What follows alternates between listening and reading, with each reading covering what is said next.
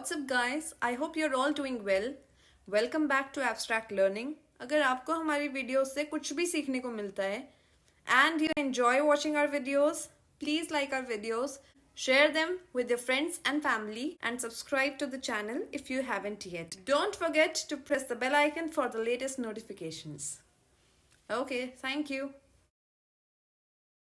इस वीडियो में हम डिस्कस करेंगे types of democracies and secularism. Democracies basically दो टाइप्स की होती हैं, एक होती है डायरेक्ट डेमोक्रेसी एंड एक होती है indirect democracy. What is the difference between the two, इस वीडियो में हम पढ़ते हैं।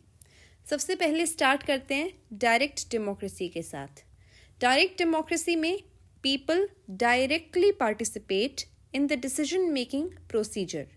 कहने का मतलब लोग सीधे निर्णय लेने की प्रक्रिया में भाग लेते हैं। What does it mean by decision making procedure? For example कोई गवर्नमेंट है, वो एक लॉ के साथ आई है कि हम ए लॉ इम्प्लीमेंट करना चाहते हैं, तो वो लॉ इम्प्लीमेंट होने से पहले पब्लिक वोटिंग के लिए रखा जाएगा and the public will directly vote either in favour of the law और against the law.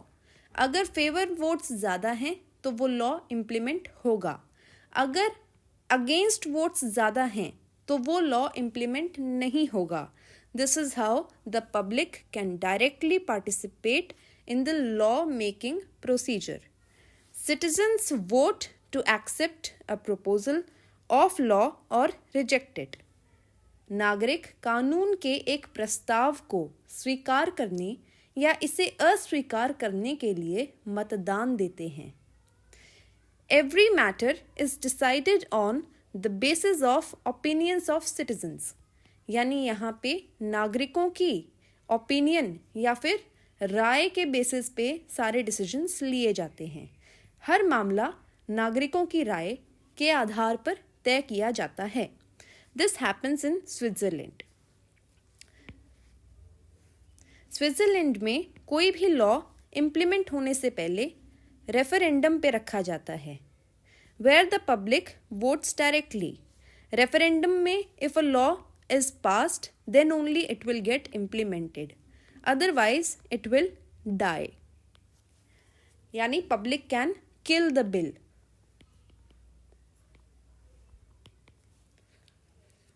Next type of democracy है हमारी इनडायरेक्ट डेमोक्रेसी। इनडायरेक्ट डेमोक्रेसी में क्या होता है कि citizens do not participate in decision making procedure of political system directly, यानी राजनीतिक सिस्टम ऐसा जिसमें डिसीजंस लिए जा रहे हैं उसमें सिटीजन्स डायरेक्टली पार्टिसिपेट नहीं करते। Citizens do not participate, directly participate नहीं करते लोग डिसीजन मेकिंग प्रोसीजर में, not directly, but they participate indirectly. What does it mean by they participate indirectly? Citizens will elect their representatives and the representatives take part in the decision making procedure on behalf of the electors.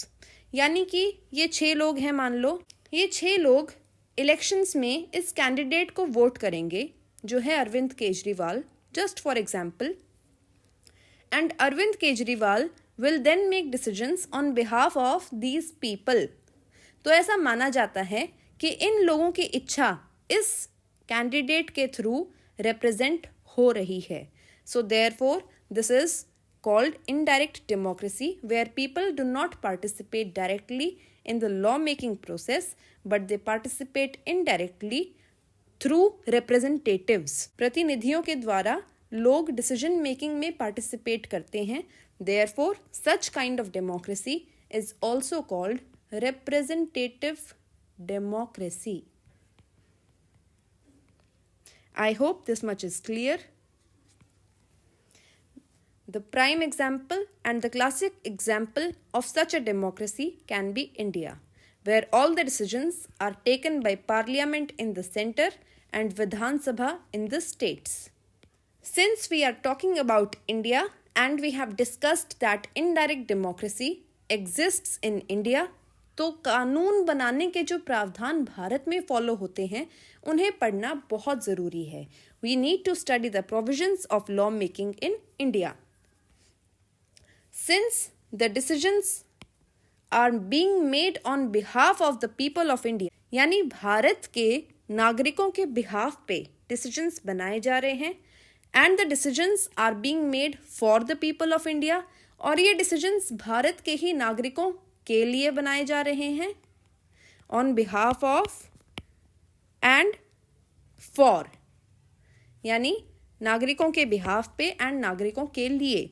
So therefore the representative that we vote for, हमने जिस representative के लिए vote किया है उसके लिए इसीलिए सबसे प्राइम इंपॉर्टेंस का जो मुद्दा है वो है वेलफेयर ऑफ पीपल. यानी सिटीजन्स ने एक कैंडिडेट के लिए वोट किया and that candidate is going to take decisions for the citizens. So that candidate has to take care कि उसके सभी डिसीजंस में उसके वोटर्स की वेलफेयर रिफ्लेक्ट हो. Welfare of people should be reflected in the decisions that are taken by this candidate. चूंकि भारत के लोगों की ओर से और भारत के लोगों के द्वारा प्रतिनिधि के लिए निर्णय लिया जाता है, जिसके लिए हम सब मतदान करते हैं. Citizens decide for the candidate. Citizens vote for the candidate. इसीलिए प्रतिनिधि का हर निर्णय लोगों के कल्याण के लिए होना चाहिए. सोसाइटी के वेलफेयर के लिए हर डिसीजन होना चाहिए. नेक्स्ट प्रोविजन है हमारा, Indians have empowered the constitution to decide what is best for Indians. बहुत इंपॉर्टेंट और बहुत इंटरेस्टिंग सेंटेंस है ये कि Indians have empowered the constitutions. Indians ने कॉन्स्टिट्यूशन को पावर दी है कि वो इंडियंस के लिए क्या बेस्ट है ये डिसाइड करे. Constitution has the power to decide what is best for Indians. और उसे ये पावर किसने दी है? उसे ये पावर खुद इंडियंस ने दी है. Because on the first page of constitution, that is the preamble, it has been clearly written in the very first line that we the people of India, यानी Indians are providing the constitution with the power कि constitution decide करे कि Indians के लिए best क्या है. Therefore, any law being made has to be in accordance with the constitution. इसीलिए भारत में कोई भी अगर कानून बन रहा है, any law that is being made in India has to be in accordance with the constitution, because Indians have complete faith in the constitution. भारतीयों के लिए सबसे अच्छा क्या है, यह तय करने के लिए भारतीयों ने संविधान को सशक्त बनाया है. इसीलिए बनाया जा रहा कोई भी कानून संविधान के अनुसार होना चाहिए. I hope this is clear. एक एडिशनल क्लासिफिकेशन है which is not very important but still I have discussed it. Another method of classifying the democracies is on the basis of the real head of the state. That is, democracy can be presidential or democracy can be parliamentary. Example of presidential democracy is USA, while example of parliamentary democracy can be India. कहने का मतलब क्या है कि लोकतंत्रों को वर्गीकृत करने की एक अन्य विधि है which is not very important. Okay, I am emphasizing on this point again. वास्तविक प्रधान के आधार पर कि एक्चुअली उस डेमोक्रेसी में मेन पावर किसके पास है, इसके बेसिस पे हम डेमोक्रेसीज को क्लासिफाई करते हैं. For example, the democracy can be either presidential. Democracy या तो प्रेसिडेंशियल होगी जिसमें president has the supreme authority, और इट कैन बी पार्लियामेंटरी जिसमें the prime minister has the supreme authority. Presidential form of democracy का example हो जाएगा USA, and prime ministerial form of democracy का एग्जाम्पल हो जाएगा UK as well as India.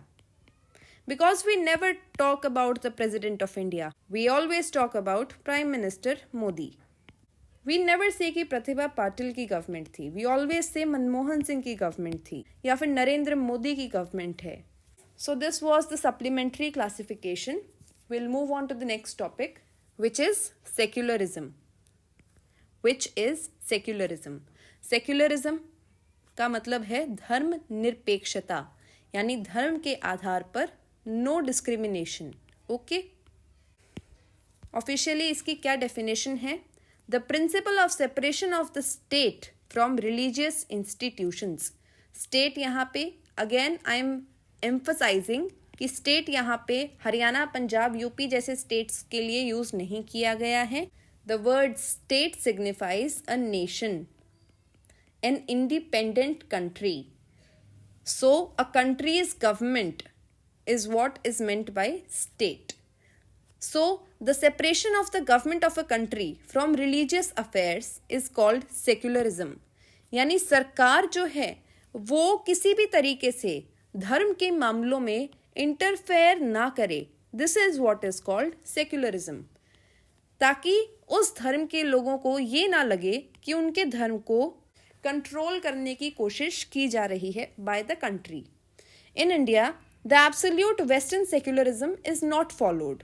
Western countries में जो European Nations हैं मेनली, वहाँ पे एब्सोल्यूट सेक्युलरिज्म फॉलो होता है, यानी स्टेट या फिर nation will not interfere in any kind of religious activities. Instead India में ये सब फॉलो नहीं होता। इंडिया में इंस्टेड क्या फॉलो होता है?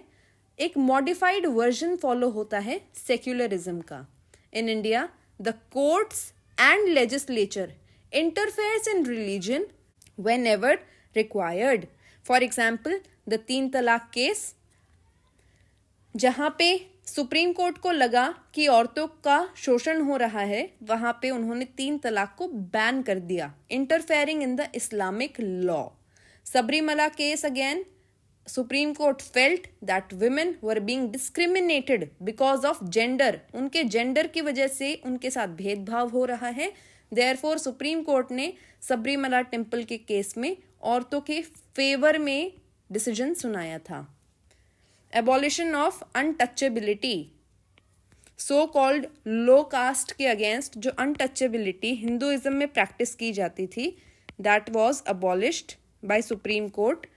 So that this is also a kind of interference in the religion, but it was necessary to preserve human rights. India में the government also promotes some religious activities like providing grants to religious schools and temples. Schools और temples के लिए religious grants भी government provide करती रहती है. Government also tries to develop infrastructure for religious tourism. For example, चार धाम यात्रा के लिए रोड, ऑल वेदर रोड तैयार हो रहा है. Along with that, चार धाम यात्रा को काफ़ी बार गवर्नमेंट फंड भी करती है. The government also funds certain traveling of people traveling to Mecca, Medina.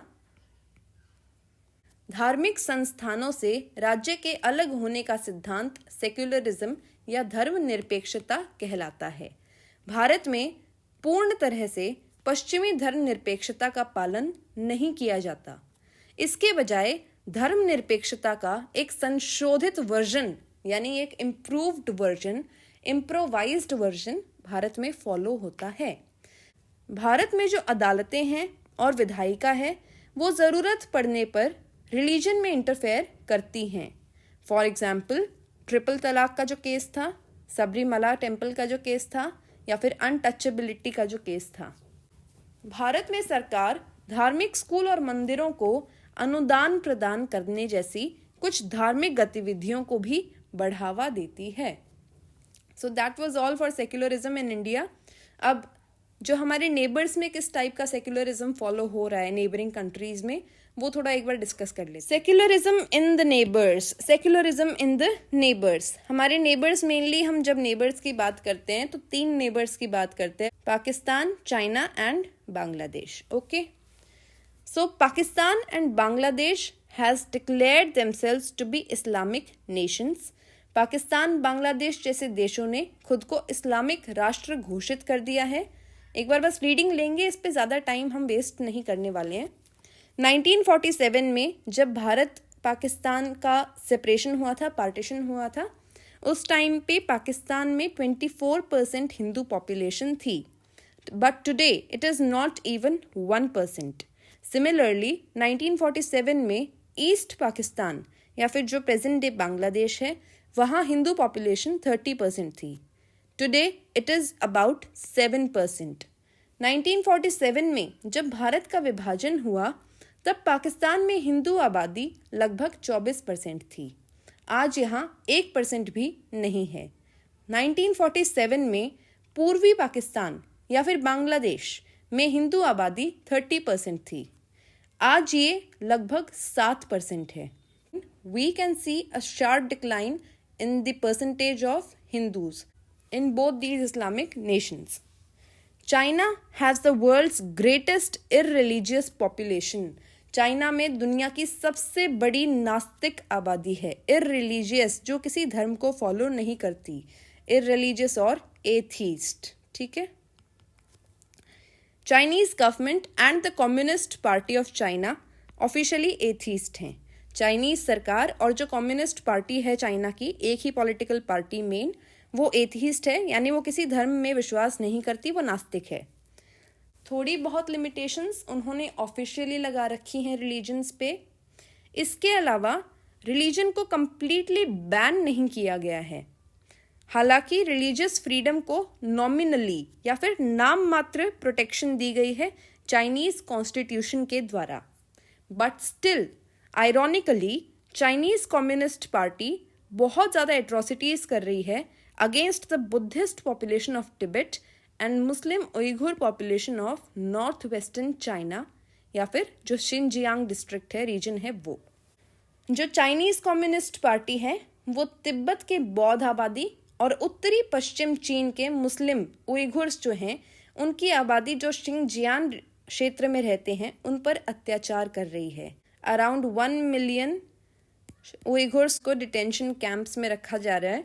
इसी की वजह से अभी recently European union, Canada, US ऐसी कंट्रीज़ ने चाइना पे सैंक्शंस लगा दिए थे. बट चाइना ने बदले में वापस से इन्हीं कंट्रीज़ पे सैंक्शंस लगा दिए. सैंक्शंस एक लीगल पेनल्टी मान लो आप, या फिर पनिशमेंट के तौर पे एक पनिशमेंट का फॉर्म होता है. इसी के साथ ये टॉपिक खत्म होता है. आज का हमारा क्वेश्चन है, should India continue with the Indian version of secularism और adopt the western form of secularism and why do you think so? इसके लिए थोड़ा दिमाग पे जोर डालना. आपका पर्सपेक्टिव रेडी होगा अगर आप डेली ऐसे छोटे मोटे टॉपिक्स पे थोड़ा बैठ के एनालाइज करेंगे. तो क्या भारत को धर्मनिरपेक्षता के भारतीय संस्करण या भारतीय वर्जन के साथ जारी रहना चाहिए या धर्मनिरपेक्षता के पश्चिमी रूप को अपनाना चाहिए? आप ऐसा क्यों सोचते हैं? जो भी आप सोचते हैं वो आप क्यों सोचते हैं? Think about it and let me know in the comment section. Thank you. Please like and share our videos. Subscribe to the channel. Press the bell icon for latest notifications. मिलते हैं अगली वीडियो में. तब तक के लिए जय Hind. Bye.